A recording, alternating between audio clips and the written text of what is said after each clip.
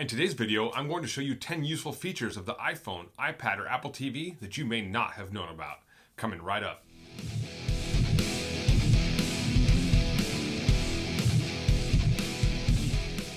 If you own an iPhone, an iPad, or an Apple TV, there's a really good chance you're not using those devices to their full potential. In today's video, I'm going to show you 10 useful features I use almost on a daily basis, and I bet if you stick around to the end of this video, you'll learn at least one thing that might make your life just a little bit simpler.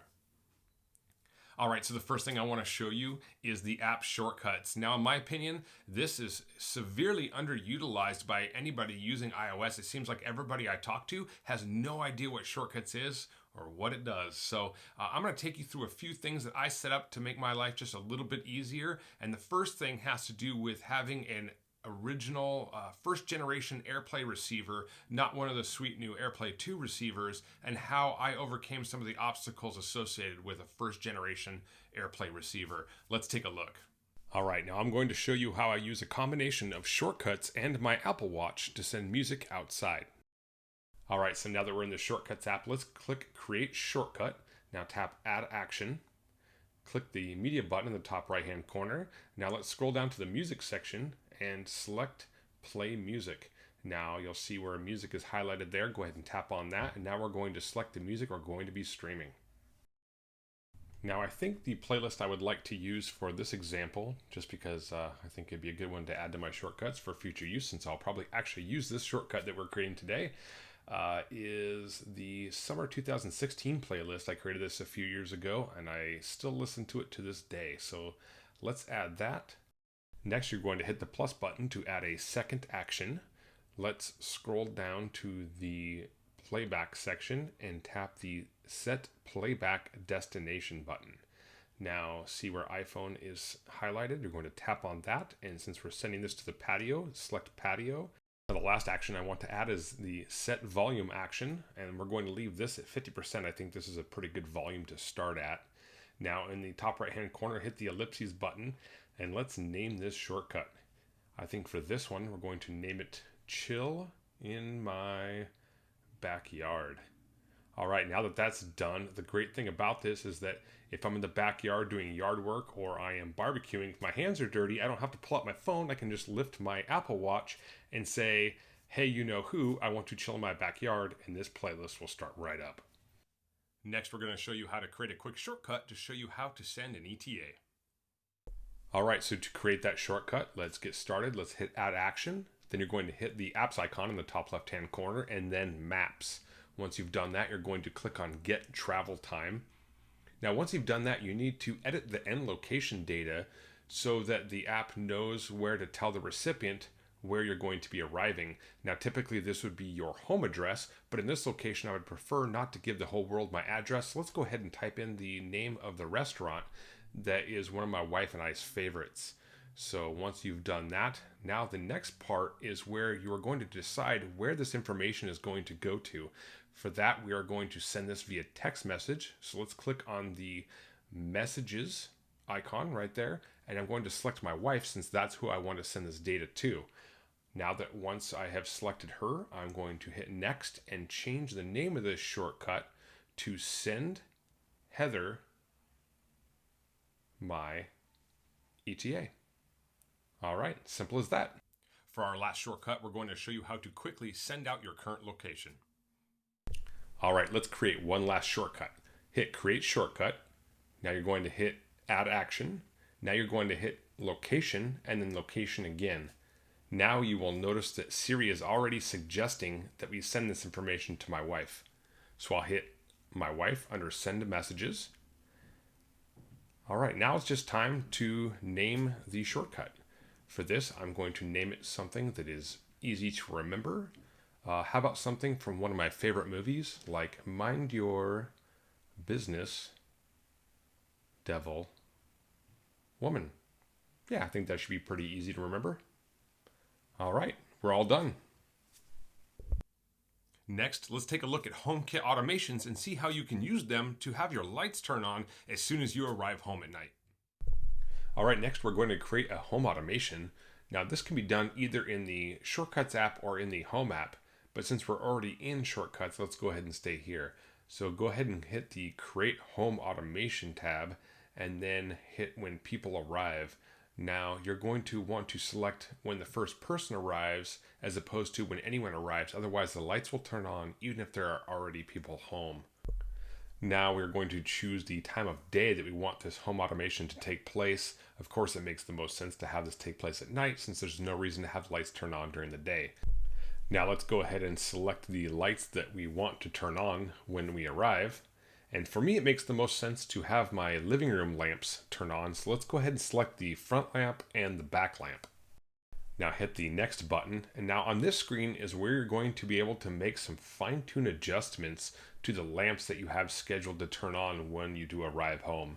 For these lamps, I'm going to set them at about a 50% mark, or in this case 51, since apparently my fingers won't go to 50. Let's go ahead and turn on the next lamp and adjust. Hey, it's already on 50. That makes things pretty easy. Now, the only thing left to do is decide whether I want these to automatically turn off after a certain amount of time. Now, for me, it doesn't make sense to do that. I can go ahead and turn these off whenever I want. So I'm going to go ahead and leave that on never. So the next tip I would like to talk about has to do with custom auto responses. Now, I don't know if you've ever seen this, but at the bottom of your phone, when somebody tries to call you, you actually have the option for a quick response, which is basically just a pre-written out text message that is sent to the person trying to call you that lets them know that you're too busy to answer the phone. And those responses are actually customizable. Let's take a look. All right, let's go into settings. Now, once you're in settings, you're going to scroll down to phone. Should just be a little bit further down. All right, there it is. Now, once you're in phone settings, you're going to tap the respond with text section. Now, once you're in there, you're going to have the option of editing 3 different custom auto responses. Now, I personally like to use a combination of personal and impersonal to let people know that I am too busy to pick up the phone. Next, let's take a look at Keychain. Keychain isn't just a fantastic way to securely store all of your passwords, but it's also great at suggesting new, stronger passwords. Now, if you're not using this currently, I highly suggest you start. So let's dig into the settings real quick, and I'll show you how to get this turned on so you can start using it right away. Before we start using Keychain, first thing we need to do is make sure it's turned on. Now let's go into our Apple ID. Then you're going to click on iCloud and then scroll down to the bottom and just make sure that it's turned on. Once that's done, anytime you sign up with a new website or with a new app, it will ask you if you want to save your login information. Now, if you ever want to look that information up manually, all you have to do is scroll down in your settings to the passwords and accounts section and then click on website and app passwords. That's where you can find all that information saved for you. The next thing I would like to show you is the app Find My. Now, this isn't just great for meeting up with friends since you can permanently or temporarily share your location, but it's also great for quickly finding any of your lost or stolen devices. Let's take a look. All right, so go ahead and open up the Find My app. Now, once that's open, you're going to be able to see a list of anybody that's shared their location with you, as well as the location of any device that you happen to be missing and whether or not it's currently active. Now, if there is a specific device that you're looking for, clicking on that device is now going to allow you to either play a sound, send a notification once the device has been found, mark it as lost, as well as erase the device remotely. The next thing I want to talk about is the Wallet app. Now, this is great for storing all your loyalty cards and should help you clear a bunch of the crap out of your wallet or purse. Let's take a look. Now, if you've ever been prompted via one of the apps you have on your phone to add any of your loyalty cards to your wallet, the Wallet app is where you're going to find those. Now, you'll notice I don't keep a lot of these myself, but if you're like my wife, you probably have roughly 3,000 loyalty cards. Remember, Apple Wallet isn't just great for organizing your loyalty cards, but it's actually very handy for keeping track of things like movie tickets, tickets to sporting events, as well as all your concert tickets. So one of the great things about the Apple TV is the ability to play so many different video games on there. But let's be honest, the controller that comes with the Apple TV is just not nearly the experience that using a standard controller is. But did you know that you can pair a PlayStation controller, an Xbox controller, or any number of third-party controllers with the Apple TV? Now, for this video, I went and picked out the Nimbus SteelSeries controller, and I'm going to show you how to pair it and use that with the Apple TV. Let's go take a look. To pair your controller, you're going to click on Settings, then Remotes and Devices. Once you've done that, you're going to scroll down to the Other Devices section and click on Bluetooth. Now, provided your controller is powered on and in pairing mode, it should show up rather quickly. All right, now that it's shown up, we will click on it and it should pair right up. All right, now we're ready to play some video games. All right, so last but not least, let's say you want to stay up late and you want to watch a big budget action movie, but that action movie is directed by Michael Bay, so it's nothing but 2 hours of explosions. What do? Well, you pair your Bluetooth headphones so you can watch that movie without waking up everybody else in the house. Now, pairing your headphones is basically the same process as when we paired the Bluetooth controller for playing video games. So let's go again into Settings, Remotes and Devices, and back down to the Bluetooth menu. Once you're in there, again, you're just going to make sure that your headphones are in pairing mode, and then once they are, you're going to click on them and they'll be paired up. Thanks for watching. If you found this video helpful, do me a favor and hit the like button, as well as subscribe so you can see all of my future content. Thank you again so much for watching. I really appreciate it. Have a great day.